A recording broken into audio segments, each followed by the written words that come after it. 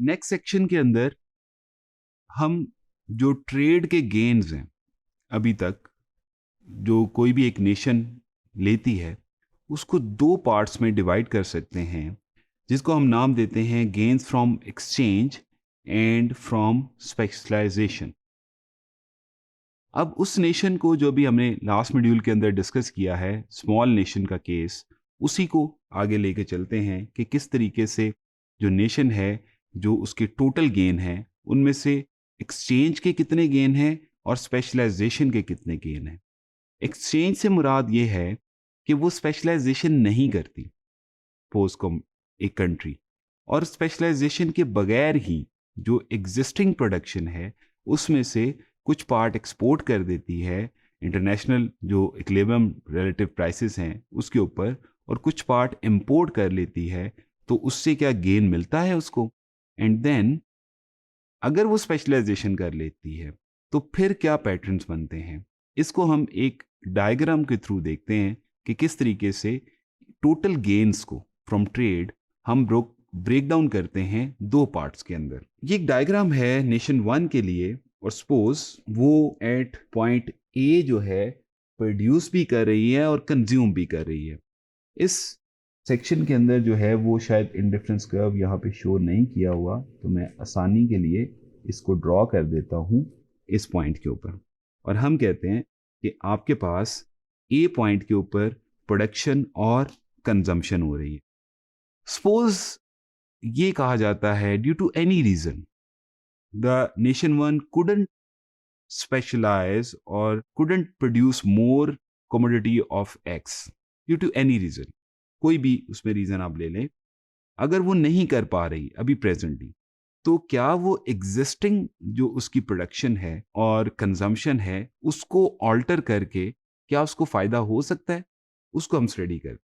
Suppose ऐसे ही case है, और इंटरनेशनल जो प्राइसेस हैं कमोडिटी, जो रिलेटिव कमोडिटी प्राइसेस हैं वो हम एज्यूम करते हैं 1 है, जबकि उसकी जो घर पे आपको रिलेटिव प्राइसेस हैं वो 1/4 है पॉइंट ए के ऊपर, जो हम पहले भी डिस्कस कर चुके हैं। तो जैसे मैंने बताया कि आसानी के लिए इसको हम उसी डायग्राम को आगे कंटिन्यू करवाते हैं। तो क्या करती है नेशन वन, ए पॉइंट से 20x और 20y की ट्रेड करती है। रिमेंबर कि आपके पास रिलेटिव कमोडिटी प्राइसेस 1 हैं, इस वजह से ट्रेड इस पैटर्न पे होगी 20x फॉर 20y।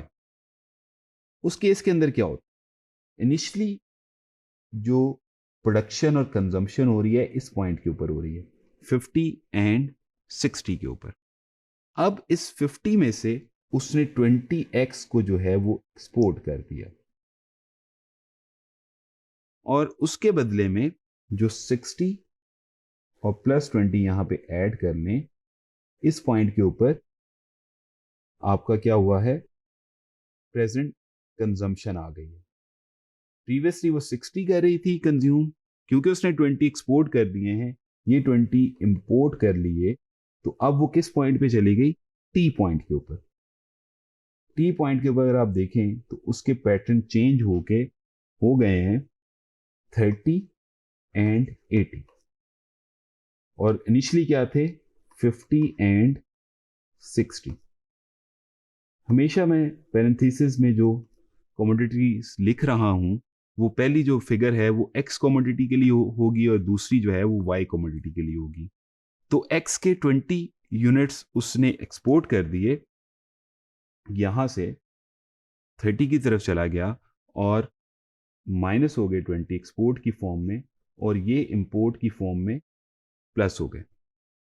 अब यहां पे अगर आप देखें तो एक चीज बड़ी वाज़ेह होगी, चाहे वो अब एक्स के कम यूनिट खरीद रहा कंज्यूम कर रहा है, लेकिन एट द सेम टाइम वो वाई के ज़्यादा यूनिट भी कंज्यूम कर रहा है। तो क्योंकि वाई कमोडिटी उसको घर पे महंगी पड़ रही थी, तो इस वजह से उसको कुछ ना कुछ तो गेन हुआ है। इस गेन की अंडरस्टैंडिंग के लिए आप ये कर सकते हैं कि आप इंडिफरेंस कर्व की स्टडी करें, इंडिफरेंस कर्व 1 और इंडिफरेंस कर्व 2 की। तो यहाँ पे you will feel indifference curve 2 is higher than indifference curve 1, which means higher indifference curve is giving higher level of satisfaction to the nation. So ultimately, the nation is getting something out of this exchange. हमने यहाँ पे अभी तक exchange करवाया है nation one का, यहाँ पे स्पेशलाइजेशन नहीं करवाई. तो हम ये कह सकते हैं कि from point A to point T जो कंजम्पशन में इजाफा हुआ है, that is due to the exchange. इसी चीज को मैंने इस पॉइंट के ऊपर लिखा है, consumption from point A to T represents the gains from exchange alone. There is no specialization up till now. अब क्या होता है, सपोज अब ये होता है, और कंजम्पशन जब इस पॉइंट पे गई तो हम अगर आप देखें तो ये पैरेलल लाइन ड्रॉ हुई है. यहाँ पे भी world prices, PW means world prices, या आप इक्विलिब्रियम रिलेटिव कमोडिटी प्राइसेस भी इसको कह सकते हैं, दैट इज 1. अगर आप ये देखें तो ये पैरेलल है. पैरेलल होने की वजह से ही इनका स्लोप भी सेम है, 1. अगर इसकी शेप थोड़ी सी डिफरेंट होती तो रिलेटिव कमोडिटी प्राइसेस ये ना होती. देन अब चलते हैं दूसरी साइड पे.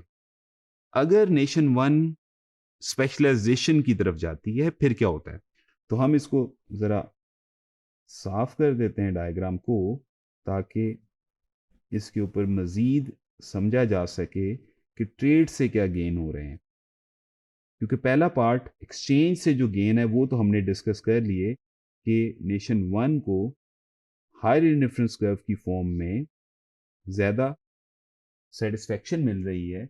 मैं सिर्फ इंडिफरेंस कर्व ड्रॉ कर रहा हूं, 1 जिसको नाम दे रहे हैं. नेशन वन अब स्पेशलाइजेशन की तरफ जाती है. नेशन वन ए पॉइंट से उठ के जाती है स्पेशलाइजेशन की तरफ, पॉइंट बी की तरफ, और पॉइंट बी से वो 130 और same like 20 units of Y वो बनाती है. इस पॉइंट के ऊपर अगर आप देखें तो क्योंकि उसकी डिमांड एज सच नहीं है एक्स कमोडिटी की इतनी ज़्यादा, तो वो क्या करती है कि वो इसमें से कुछ पार्ट जो है वो एक्सपोर्ट कर देती है, और फर्ज किया 60 वाला पार्ट एक्सपोर्ट करती है. 60x और 60y. ये मैं आपकी अंडरस्टैंडिंग के लिए हमेशा एक ही पैटर्न पे ट्रेड करवा रहा हूँ ताकि ये कॉन्सेप्ट इजीली समझ आते चले जाएं, और अब इसको चेंज करके आप अपने पैटर्न्स पे भी कर सकते हैं. लेकिन यहाँ पे अगर आप देखें 30-30 की भी ट्रेड हो सकती थी. वो 30 पे कहता कि मैं 30x एक्सपोर्ट करता हूँ और उसके बदले में 30y ले लेता हूँ. अगर नेशन वन ये समझती कि उसको x के ज़्यादा डिमांड करनी पड़ेगी या उसकी डिमांड ज़्यादा है x की डोमेस्टिकली, तो हो सकता है वो इतनी ज़्यादा एक्सपोर्ट ना करता. सपोज ये 60-60 की ही ट्रेड है, 60x फॉर 60y. इस केस के अंदर 60 उसने एक्सपोर्ट कर दिए और उसके बदले में 60 उसने इंपोर्ट कर लिए, और ये एक ट्रायंगल बनी जिसको आपने ट्रेड ट्रायंगल का नाम दिया. इस ट्रेड ट्रायंगल के ऊपर आपके पास कंजम्पशन हो रही है एट पॉइंट ई, जो कि पहले से भी ज़्यादा जो है वो हायर इंडिफरेंस कर्व पे चली गई है नेशन वन. अगर आप देखें पैटर्न तो I से ग्रेटर है I2 और I2 से ग्रेटर है I3, या 3 इंडिफरेंस कर्व. I से मुराद मैं यहाँ पे इंडिफरेंस कर्व से नाम ले रहा हूँ, अदरवाइज जो फिगर के अंदर कोट है that is simple 1 2 3, indifference curve 1, indifference curve 2 and indifference curve 3. तो I जो है लेस देन है I सेकंड से, या आप कह लें first indifference curve is less than second indifference curve, and second indifference curve is less than third indifference curve. तो हुआ क्या है, nation can get more and more if it specialize in the production of x. The nation can exchange commodity X, but the gain will be less than the specialization. तो maximum gain कब ले सकती है कोई एक nation, जब वो बिल्कुल जो है आपकी स्पेशलाइजेशन की तरफ जाएगी तो उससे उसके जो गेन्स हैं वो मैक्सिमम लेवल पे पहुंच सकते हैं. तो that was the decomposition of gains from trade into two parts. First was the gains from exchange, point A to T, and then from point A to E is gains from specialization.